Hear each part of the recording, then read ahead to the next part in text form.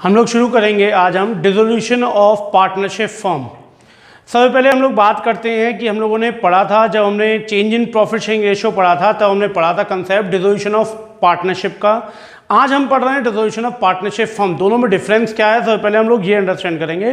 Dissolution of partnership और dissolution of partnership firm में difference जो है, डिसोल्यूशन ऑफ पार्टनरशिप का मतलब होता है जो हमारी एग्जिस्टिंग पार्टनरशिप थी, यानी हमारे जो एग्जिस्टिंग एग्रीमेंट था वो हमारा डिसॉल्व हो गया, वो हमारा खत्म हो गया और नया जो हमारा एग्रीमेंट है वो हमारा एग्जिस्टेंस में आ गया। उसको हम बोलते हैं डिसोल्यूशन ऑफ पार्टनरशिप, जो हमारा change in profit sharing ratio में था, एडमिशन में था, रिटायरमेंट में था, डेथ में था। डिसोल्यूशन ऑफ पार्टनरशिप फर्म का मतलब होता है हमारी फर्म का ही बंद हो जाना। अब हमारी फर्म बंद हो रही है। डिसोल्यूशन ऑफ पार्टनरशिप में हमारी फर्म बंद नहीं हो रही थी, वहां पे जो हमारे पार्टनर थे उनके बीच का जो एग्रीमेंट था वो चेंज हो रहा था, तो जो पुराना एग्रीमेंट था वो खत्म हो रहा था और जो नया एग्रीमेंट था वो एग्जिस्टेंस में आ रहा था। लेकिन डिसोल्यूशन ऑफ पार्टनरशिप फर्म में फर्म ही बंद हो रही है। अब ये फर्म नहीं एग्जिस्ट करेगी, फिजिकली एग्जिस्ट अब नहीं करेगी। जब फर्म ही बंद हो रही है तो यहाँ पे जो हम अकाउंट बनाते हैं वो हमारे थोड़े से अलग होते हैं पहले वाले से, जिसमें हम सबसे पहला अकाउंट जो बनाते हैं वो हम बनाते हैं डिसोल्यूशन अकाउंट।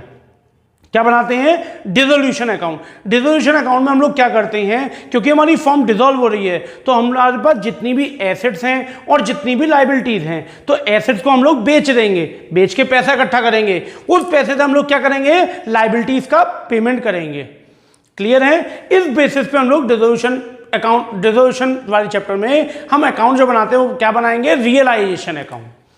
तो देखिए जो हमारा चैप्टर है वो है dissolution of partnership firm. Dissolution of partnership firm, और इसमें जो हमारा पहला अकाउंट बनेगा वो है realisation account. Realisation account format चाहे रियलाइजेशन हो और चाहे रीवैल्यूएशन हो, फॉर्मेट हमारा सेम रहता है, पर्टिकुलर अमाउंट पर्टिकुलर अमाउंट।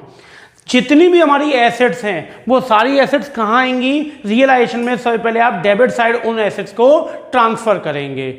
मैं एसेट्स के मैक्सिमम जितने भी नाम हो सकते हैं वो मैक्सिमम यहाँ पे आपको लिख के दिखा रहा हूँ, जिससे कि आपको कोई दिक्कत नहीं आए।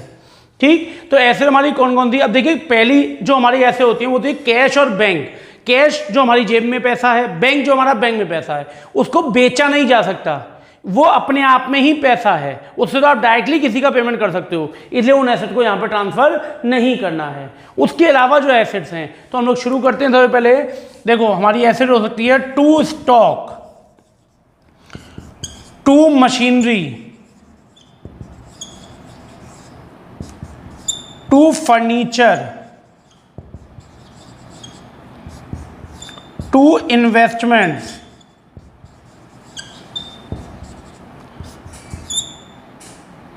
To debtors. अब डेटर्स यहां पे ग्रॉस वैल्यू में आएंगे। ग्रॉस वैल्यू का मतलब क्या है? ग्रॉस वैल्यू का मतलब होता है आपको डेटर दे रखे हैं 1 लाख के और उस पर प्रोविजन है 5% का, यानी कि 5,000 रुपीज़ का। अब 1 लाख का जो हमारे डेटर्स हैं उस पर 5% का हमारा प्रोविजन है, तो 5,000 प्रोविजन हो गया। तो हमारे डेटर्स जो क्वेश्चन में दे रखे हैं वो कितने के हुए, 95 के दे रखे हैं। लेकिन यहाँ पे जब हम ट्रांसफ़र करेंगे तो यहाँ पे कितने ट्रांसफ़र करेंगे, ग्रॉस वैल्यू का मतलब है हम 1 लाख ट्रांसफ़र करेंगे। कितने ट्रांसफ़र करेंगे? 1 लाख ट्रांसफ़र करेंगे। और जो 5,000 का प्रोविज़न है वो प्रोविज़न कहाँ आएगा, वो प्रोविज़न हमारा आएगा क्रेडिट साइड। वो प्रोविज़न कहाँ आएगा, क्रेडिट साइड आएगा। क्लियर है? इसीलिए मैंने यहाँ पे मेंशन किया है कि डेटर हमारे कौन सी वैल्यू पे आते हैं, ग्रॉस वैल्यू पे आते हैं। कौन सी वैल्यू पे आएंगे, ग्रॉस वैल्यू पे। और जो प्रोविज़न होगा वो कहाँ आएगा, बाय साइड आएगा। बाय प्रोविज़न ऑन डेटर्स, ये हमारा बाय साइड आएगा। क्लियर है? इसके अलावा और हमारी क्या एसेट होती हैं, to computers, to livestock. Livestock क्या होता है, जो जानवर हम लोग पालते हैं, भैंस, गाय, कुत्ता, बिल्ली, ये हमारे क्या है, ये लाइव स्टॉक हैं। ये भी हमारी एसेट है क्योंकि इनको भी बेचा जा सकता है। ठीक है, कंप्यूटर्स हो गया, लाइव स्टॉक हो गया। To typewriter, to building,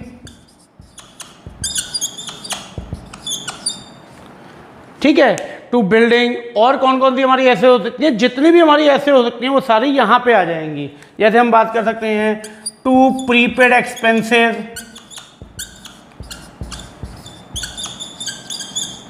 to accrued income, जो इनकम आपने अर्न कर ली है लेकिन अभी आपको मिली नहीं है, डेट इज एक्रूड इनकम। तो ये सब हमारी एसेट्स है। मैंने मैक्सिमम एसेट यहाँ पे मेंशन कर दी है, और भी जो एसेट्स हों वो आप यहाँ पे लिख सकते हैं। अब जितनी भी लाइबिलिटीज होती हैं वो हमारी क्रेडिट साइड आती हैं। लाइबिलिटीज सबसे पहले हम लोग समझेंगे, लाइबिलिटीज हमारी 3 तरह की होती हैं। एक होती है फर्स्ट पार्टी लाइबिलिटी, एक होती है सेकंड पार्टी लाइबिलिटी, एक होती है थर्ड पार्टी लाइबिलिटी।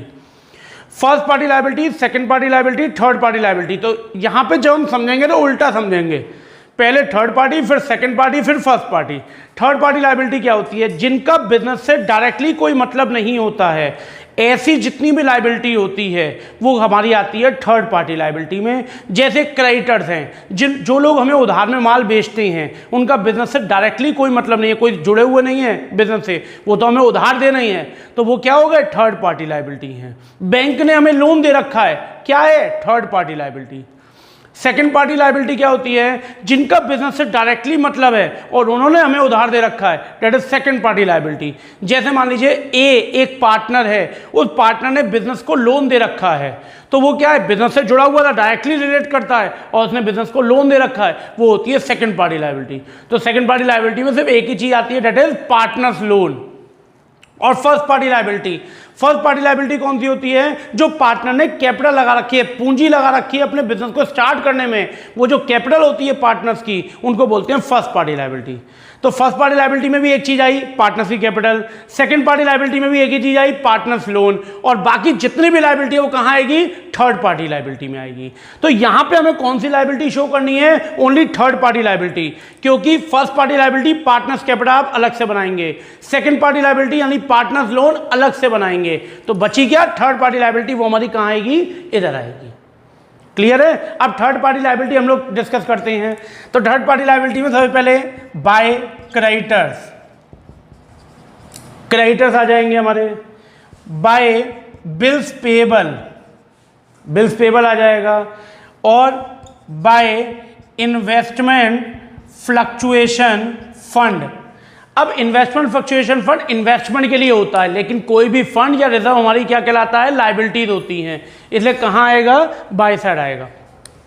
ऐसे ही by workman compensation fund, workman compensation fund भी हमारे लिए क्या है? लायबिलिटीज है। और कोई भी वर्कर्स को हमें कंपेंसेट करना, उसके लिए हम लोग रिजर्व बना के चलते हैं, फंड बना के चलते हैं, वो भी लायबिलिटी है, वो भी इधर आएगी। अगला क्या है? बाय प्रोविडेंट फंड या एम्प्लॉयज प्रोविडेंट फंड, ये भी एम्प्लॉयज के लिए बनाया जाता है, तो ये भी हमारे लिए क्या है? लायबिलिटी है, इसलिए कहाँ आएगा? बाय साइड आएगा। ठीक है। और कौन कौन सी लायबिलिटी हो सकती है? बाय आउटस्टैंडिंग एक्सपेंसेस, कोई भी एक्सपेंसेस जो अभी आपके पे करने बाकी हैं, वो सारे खर्चे भी कहाँ आएंगे? इधर आएंगे। आउटस्टैंडिंग अभी पे करना बाकी है। बाय अनएक्रूड इनकम, अनएक्रूड इनकम को हम दूसरे वर्ड में कह सकते हैं एडवांस इनकम। तो कोई भी एडवांस की आपकी इनकम है, अब आप फर्म बंद कर रहे हो, आपने उसका काम नहीं किया और इनकम मिल गई थी, तो वो भी इनकम आपको क्या करनी पड़ेगी? लौटानी पड़ेगी, तो वो भी आपके लिए क्या है? लायबिलिटी है। ठीक है। और हमारा क्या हो सकती है? ईपीएफ, आईएफ, जनरली इसमें भी लायबिलिटीज मैक्सिमम ले ली है। कोई भी लोन हो सकती हैं, जैसे बाय बैंक लोन, ठीक, या by Mr oblique Mrs partners loan. अभी मैंने आपको समझाया था कि हमारा जो पार्टनर लोन है वो हमारी सेकंड पार्टी लायबिलिटी होती है, लेकिन मान लीजिए जो हस्बैंड है वो पार्टनर है और उसकी वाइफ ने अगर लोन दिया है, तो हस्बैंड बिजनेस से रिलेट करता था, उसकी वाइफ बिजनेस से रिलेट नहीं करती है, तो उसकी वाइफ का लोन जो होगा वो थर्ड पार्टी लायबिलिटी में आएगा। अगर वाइफ पार्टनर है और हस्बैंड ने लोन दे रखा है, तो उस हस्बैंड का लोन भी क्या हो जाएगा? Third party liability. इसलिए मेंशन कर दिया है बाय मिस्टर और मिसेस पार्टनर लोन। या तो मिस्टर का लोन आ सकता है या मिसेस का। मिस्टर अगर पार्टनर है तो मिसेस का लोन जो होगा वो थर्ड पार्टी लायबिलिटी, मिसेस अगर पार्टनर और मिस्टर का लोन है तो वो थर्ड पार्टी लायबिलिटी। तो मैंने मैक्सिमम लायबिलिटी आपकी मेंशन कर दी हैं। अब क्या है? जितनी भी एसेट जो हैं वो हमारी सेल आउट होंगी, ठीक, तो वो कहाँ आएंगी, बाय साइड आएंगी, अपोजिट पोस्टिंग, या उसको कह सकते हो क्रॉस पोस्टिंग।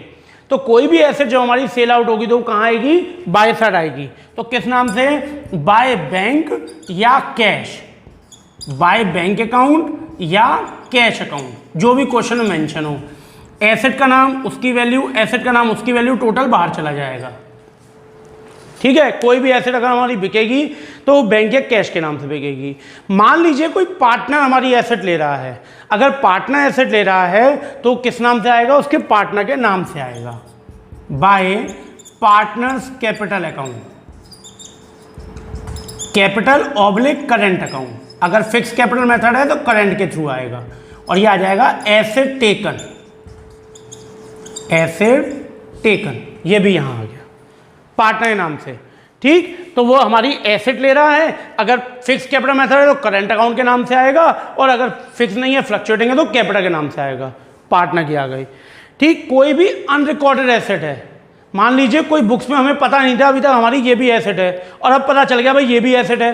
अब वो एसेट अगर हम बेच रहे हैं, पैसा आ रहा है तो वो बैंक वाली कैटेगरी में आ जाएगा। मान लो कोई पार्टनर ले रहा है तो वो पार्टनर के नाम से आ जाएगा, लेकिन यहाँ पे नहीं आएगी क्योंकि अभी तक हमें पता नहीं थी। क्लियर है। आगे है एसेट है, मान लीजिए एसेट में इतनी सारी दे रखी हैं, अब 6-7 एसेट के बारे में तो इंफॉर्मेशन है कि वो इतने की बिक रही है, लेकिन कोई एक एसेट है, मान लीजिए मैं ले लेता हूँ फर्नीचर के बारे में बता ही नहीं रखा कि वो एसेट कितने की बिक रही है। तो क्या करेंगे, हम मानेंगे जिस एसेट की वैल्यू हमें नहीं दे रखी है कि भाई रियलाइज्ड वैल्यू, जो वैल्यू बेचने के बाद मिलेगी वो वैल्यू नहीं बता रखी है, तो मान लेंगे उस एसेट की वैल्यू क्या हो जाएगी, 0।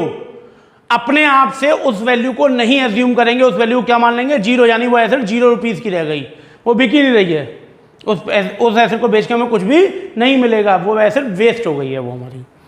ऐसे ही अब एसेट को बेचा तो यहां पे आया, अब लायबिलिटी का पेमेंट भी तो करेंगे, तो वो कहां करेंगे, क्रॉस यानी डेबिट साइड करेंगे। लेकिन मैं कुछ लायबिलिटी मार्क कर रहा हूं, कौन सी लायबिलिटी का पेमेंट होगा और कौन सी का नहीं होगा।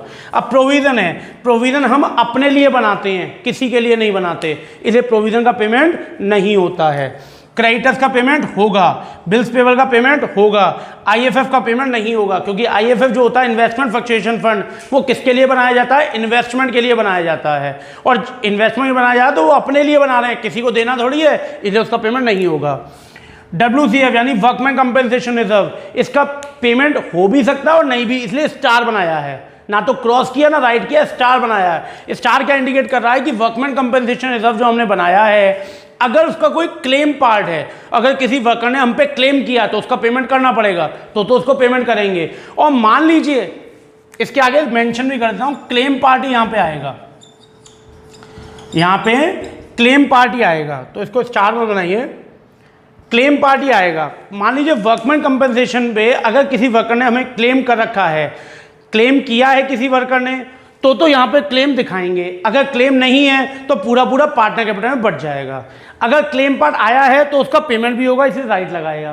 क्लेम पार्ट है ही नहीं तो ना तो वो यहाँ पे आएगा ना उसका पेमेंट होगा। पीएफ का हमेशा पेमेंट होगा, आउटस्टैंडिंग एक्सपेंस का होगा, अनएक्रूड इनकम का होगा, बैंक लोन का होगा, और Mr and Mrs partners loan का होगा। तो मैंने आपको इसमें मेंशन कर दिया है कि किसका पेमेंट होता है किसका नहीं होता। एक चीज जो मैंने एसेट के केस में बताई कि भाई एसेट की अगर आपको रिवाइज्ड वैल्यू, रियलाइज्ड वैल्यू नहीं दे रखी है तो आप ये मानेंगे कि उसकी वैल्यू 0 हो गई है, लेकिन लायबिलिटी केस में ऐसा नहीं होता। लायबिलिटी केस में अगर मान लो किसी लायबिलिटी की वैल्यू नहीं बता रखी कि कितना पेमेंट करना है, तो आपको ये मान के चलना उसका फुल पेमेंट होगा।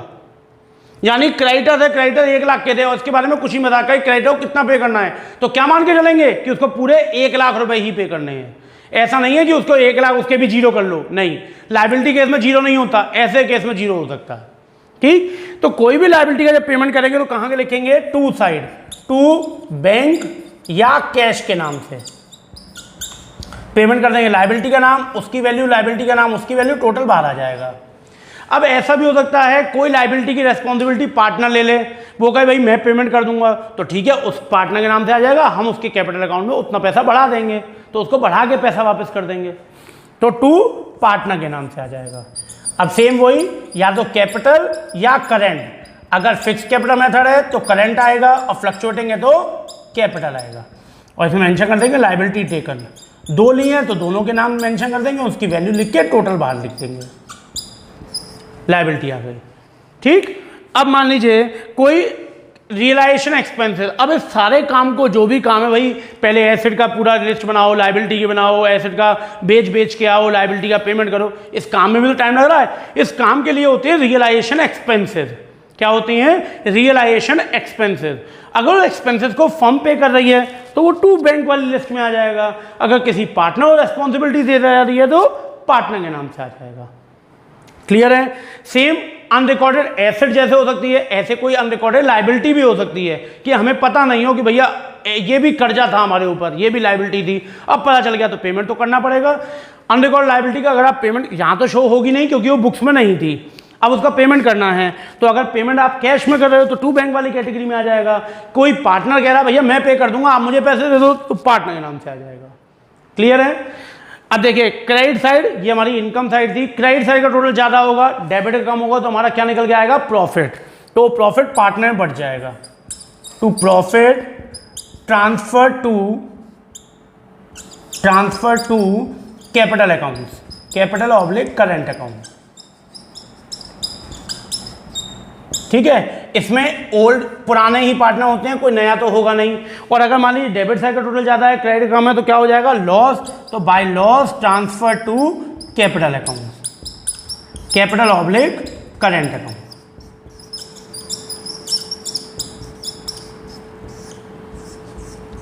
ठीक है भाई, तो अगर प्रॉफिट हुआ तो प्रॉफिट बढ़ जाएगा, लॉस होगा तो लॉस बढ़ जाएगा। ओल्ड रेशो में यहाँ पे गेनिंग, सैक्रिफाइसिंग, न्यू कोई भी रेशो नहीं होता क्योंकि फर्म बंद हो रही है। अब इसकी एंट्री सीख लेते हैं। हमारी रिवैल्यूएशन की जो हमने एंट्री पढ़ी थी, वो रिवैल्यूएशन की टोटल 3 एंट्री पढ़ी थी, और रियलाइजेशन कितनी एंट्री होती है? 7 एंट्री होती हैं। अब 7 एंट्री सबसे पहले समझ लेते हैं। पहली, एसेट हमने ट्रांसफर की थी, जिस तरीके से मैंने इसको बना के दिखाया सीक्वेंस में, उसी तरीके से एंट्री सीख लेंगे तो सिंपल हो जाएगा। पहले एसेट ट्रांसफर की थी, तो पहली एंट्री क्या हो जाएगी? Realisation account debit to assets account. Assets मैंने बोला है कि मैंने कॉमन नाउन यूज किया है, लेकिन आप जब एंट्री करेंगे तो वहां प्रॉपर नाउन यूज करेंगे, यानी हर एक एसेट की अलग अलग टू करके आएगा। जैसे अगर मान लो ये 3 एसेट है तो एंट्री क्या होगी? Realisation account debit to stock to machinery to furniture, ऐसे आएगा। मैं कॉमन नाउन के रूप में यूज कर रहा हूं। क्लियर है? पहली एंट्री हो गई रियलाइजेशन टू एसेट्स। दूसरा, मैंने लायबिलिटी ट्रांसफर की थी, दूसरी एंट्री क्या हो जाएगी? Liabilities account debit to realisation account. जो चीज इधर आती है उसमें वो डेबिट होता है और जो अकाउंट का नाम होता है वो क्रेडिट होता है। तो लायबिलिटीज टू रियलाइजेशन 2 एंट्री हो गई। तीसरी, अगर हम एसेट बेच रहे हैं, ठीक, तो उसकी एंट्री क्या होगी? बेचने में जो आप दिखाई दे रहा है आपको साफ साफ कि हेड क्या आ रहा है? बैंक या कैश। एसेट का नाम तो उसमें सब हेड में आ रहा है, मेन हेड क्या आ रहा है? बैंक और कैश, तो एंट्री भी बैंक और कैश से होगी। तो तीसरी एंट्री होगी एसेट बेचने की, बैंक या cash account debit to realisation account, तीसरी एंट्री। चौथी, अगर पार्टनर ने कोई एसेट ली है तो एंट्री क्या होगी? पार्टनर कैपिटल या current account debit to realisation account, चौथी एंट्री हो गई। पांचवी एंट्री, और हमने लायबिलिटी का पेमेंट किया तो एंट्री क्या होगी? Realisation account debit to cash या बैंक अकाउंट, पांचवी। 6th वाली एंट्री क्या होगी? अगर पार्टनर रेस्पॉन्सिबिलिटी लिए लायबिलिटी पेमेंट की तो एंट्री होगी realisation account debit to partners capital oblique current account, ये 6th एंट्री हो गई। और 7th क्या हुई? प्रॉफिट या लॉस की, अगर प्रॉफिट हुआ तो realisation to partners capital oblique current account, जो भी है, और अगर लॉस है तो partners capital oblique current account debit to realisation account. तो ये टोटल हमारी 7 एंट्री हो गई। ये 7 एंट्री को एक बार दोबारा रिवाइज कर रहे हैं। पहली एंट्री होगी हमारी एसेट ट्रांसफर करने की, रियलाइजेशन टू एसेट्स। दूसरी होगी लायबिलिटीज टू रियलाइजेशन। तीसरी होगी एसेट बेचने की, बैंक टू रियलाइजेशन। चौथी होगी partners capital oblique current account debit to realisation. पांचवी होगी रियलाइजेशन टू बैंक या कैश अकाउंट। 6th होगी realisation to partners capital oblique current account. और 7th होगी प्रॉफिट और लॉस की, realisation to partners capital oblique current account या फिर partners capital oblique current account debit to realisation account. तो इसमें आज हमने सिर्फ पढ़ा है रियलाइजेशन अकाउंट, आपको सिर्फ इतना रीड करना है और इससे रिलेटेड जो भी एग्जांपल्स हैं वो आपको अच्छी तरह से पढ़ने हैं। Thank you.